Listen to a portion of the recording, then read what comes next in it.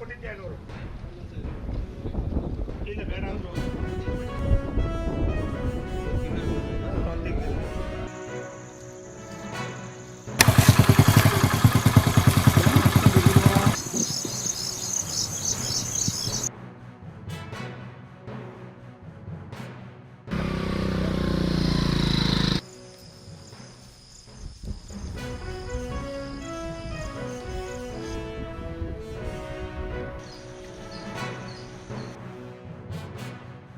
ಸಹಾಯಧನ ಪರಿಶಿಷ್ಟ ಜಾತಿ ಮತ್ತು ಪರಿಶಿಷ್ಟ ಪಂಗಡದ ರೈತರಿಗೆ ಲಭ್ಯವಿದೆ.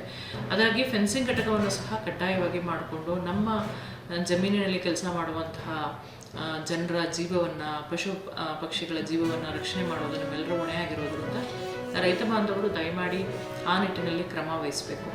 ಅದರ ಜೊತೆಗೆ ಒಂದು ವಿಶೇಷ ಏನಪ್ಪ ಅಂದರೆ, ಮೊದಲನೇ ಬಾರಿ ಕೃಷಿ ಹೊಂಡವನ್ನು ಮಾಡಿಸ್ಕೊಂಡಾಗ ಅವ್ರಿಗೆ 75% ಸಹಾಯಧನ ಹೋಗುತ್ತೆ.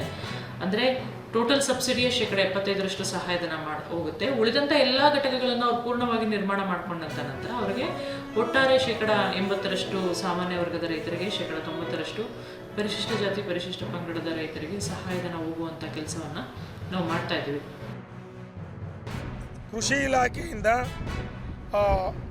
ಕೃಷಿ ಹೊಂಡ ಮತ್ತು ಬದು ನಿರ್ಮಾಣ ಮಾಡೋಕ್ಕೆ 80% ಕೊಟ್ಟಿದ್ದಾರೆ. ಅದೇ ರೀತಿ ತಂತಿ ಬೇಲಿ ನಿರ್ಮಾಣ ಮಾಡೋದಕ್ಕೆ 40% ಕೊಟ್ಟಿದ್ದಾರೆ. ಹನಿ ನೀರಾವರಿ, ತುಂತುರು ನೀರಾವರಿಗೆ 90% ಸಬ್ಸಿಡಿಯನ್ನು ನೀಡಿದ್ದಾರೆ.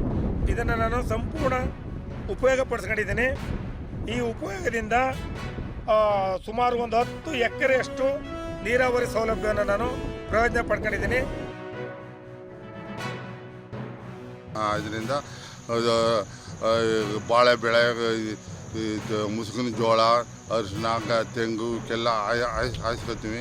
ಸರ್ಕಾರದವರು ಇದೊಂದು ಉಪಯೋಗವನ್ನು ನಮಗೆ ಮಾಡಿಕೊಟ್ಟದ, ಅನುಕೂಲವನ್ನು ಮಾಡಿಕೊಟ್ಟು ನಮಗೆ